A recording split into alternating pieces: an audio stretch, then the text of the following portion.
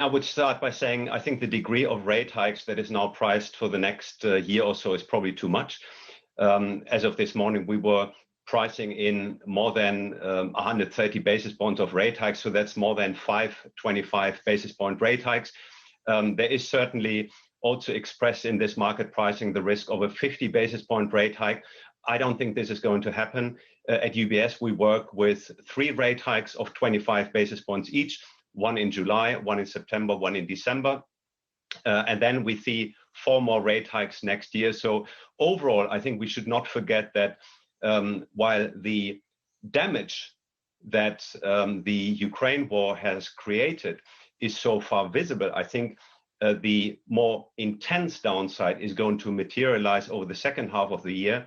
And while inflation rates will still be quite high then, I think this would also make the ECB a bit more cautious not to overdo the tightening. So against this background, I think we're going to see an ECB that will stage a normalization process that is rather gradual and not so aggressive as is currently expressed in market pricing.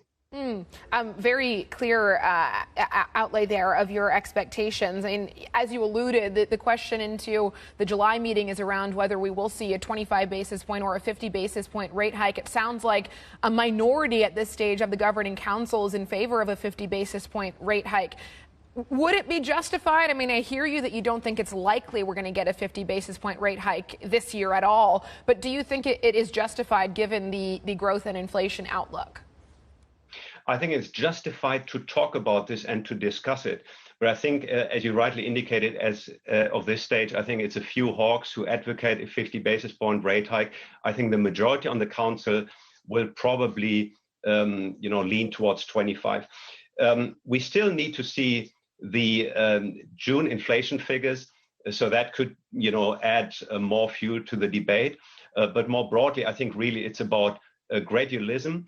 The problem, if you raise 50 basis points, the market will instantly ask whether the September, the October, the December meeting will also feature 50 basis point rate hikes. So if you do it once, it could upset the market as we price in more 50s. And that, I think, could lead to a tightening in financial condition that might be not so healthy for the Eurozone. Down to that 2024 inflation forecast that we're going to be getting from the ECB today. What do you expect on that front? Are we going to get a 2% forecast from them? Yeah, I think we're going to get something that is very close to 2%. I mean, in the short term, obviously, the inflation pressure is all about energy, about food, about supply bottlenecks. However, over the medium term, so that's 23, 24, it's all about wage growth in the labor market. And so far, labor markets are pretty tight in Europe.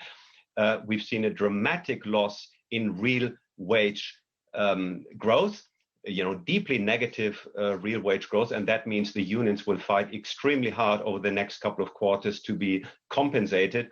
And that means, I think, wage growth over the next year or two will be elevated. And that will also mean that medium-term inflation pressure is going to stay there. So around 2%, perhaps even slightly higher. The risk is to the upside, I think. And that means the ECB has all reasons to normalize its policy stance.